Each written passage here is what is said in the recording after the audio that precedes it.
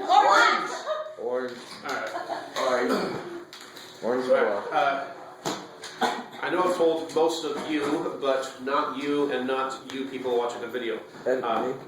One of the reputations that this book has, Saxon Algebra 2, is that Mr. Saxon wrote this when he, as I recall the story, that he wrote this book after his divorce. He was living alone, by himself, mostly retired, but still writing some textbooks, and he really liked to golf.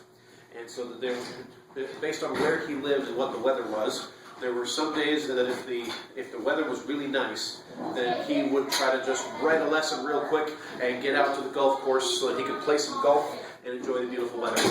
Then there were other days that if the weather was cloudy and rainy, if he couldn't golf anyway, well, he might as well stay home and write a big math lesson. Well, today we're learning lesson 87, the slope formula, and today is a golf day. Very much a golf day. Probably thinking about the slope. If you recall, if we were trying to find the slope between 2 points, between 2 points, well, the way we've done in the past is we've graphed the 2 points, -3, 4, and the other point, 3, 4, 5, -1.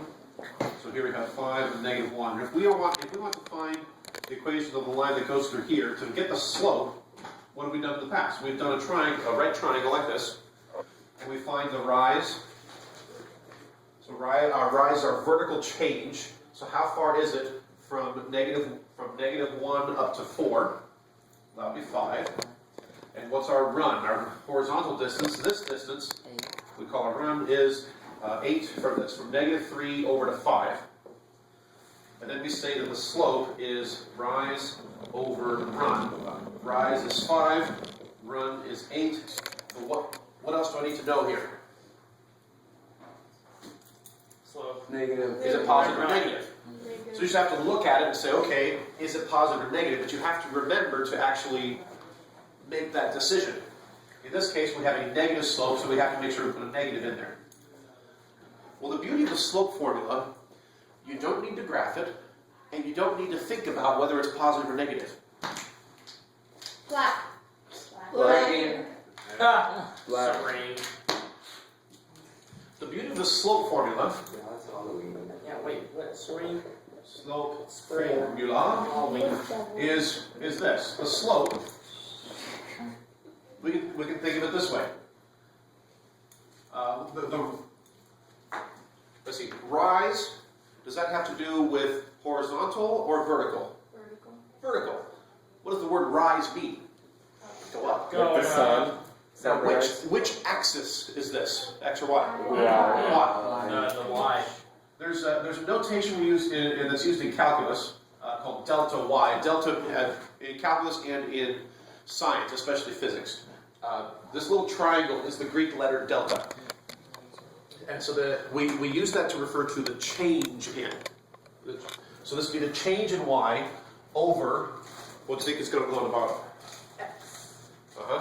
The change in X, delta X. Because when you run, you are moving horizontally along the x-axis.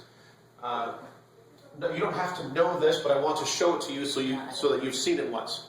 Anton is just really, really cool, and so he already knows this. But the rest of you, I just want to so that you've seen this. Where this comes in handy for... That's right. y2 minus y1 over x2 minus x1. Yep. Yes. So Luisa knows it too. Quite. I guess. So this is the slope formula. So what does this look like in this problem? If we have, let's call this one 0.1 and this one 0.2, and all we have to do is plug it in. So the slope is squared. y2 minus, let me point.